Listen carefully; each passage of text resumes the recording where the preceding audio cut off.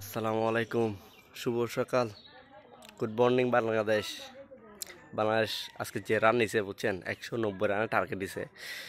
ও মা গো, জাকির তো পুরো জিন হয়ে গেছে, জিন হয়েছে, 3টা বল হারাই ফেলছে গ্যালারির বাইরে। আজকে যারা তার ঘুম যায় নাই, খেলা দেখছে তারা লাকি। আমি গরুর পাশে চলে আসছে, আসলে আমি বেড়াতে আসছি আজকে। হ্যাঁ, গরু গরু ঘুম থেকে উঠছি একদম গ্রামের বাড়িতে। এখন খুবই সুন্দর। কয়টা বাজে? 8টা বাজে। এখন ওয়েস্ট ইন্ডিজ ব্যাটিংয়ে নামছে। আজকে যদি বোলিং ভালো করতে হয় বাংলাদেশ জিতে যাবে ইজিলি। আর না জিতলে ভাই টেনশন নাই। খুবই ভালো লাগছে খেলা দেখে। আমি ভোর 5:30টায় উঠে গেছিলাম খেলা দেখার জন্য। উঠে খেলা দেখতেছি, কিন্তু যাকে যখন আউট হয়ে গেছিলো ফার্স্টে ড্রেসিং রুমে চলে গেছে। ড্রেসিং রুম থেকে আবার আসতে হয়েছে ভাইসে ফাঁকলারে আজকে। সো 50 করছে, 70+ স্কোর, 41 বলে।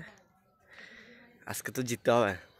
বোলিং ডিফেন্ডমেন্ট যদি ভালো করে, দেখছেন, এগুলো দিয়ে আর ম্যাচান দিয়ে দিব যে আজকে যদি জিতে।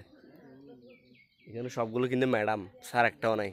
এটাও ম্যাডাম, আচ্ছা এটা স্যার, এটা দিয়ে করা যাবে। রাশেদ, এটুকু স্যার আছে তো না? গরু গরুকু স্যার আছে তো না? এবার স্যার না, এখানে একটা স্যার আছে, 3টা ম্যাডাম আছে, তো স্যার দিয়ে ম্যাচান করা যাবে আজকে যদি বাংলাদেশ জিতে যায়। বুঝছেন, খুবই সুন্দর জায়গা, আপনাদেরকে দেখাবো নেক্সট ব্লগে। সো বাংলাদেশের জন্য শুভকামনা। বোলিংটা দেখবো এখন। বাই।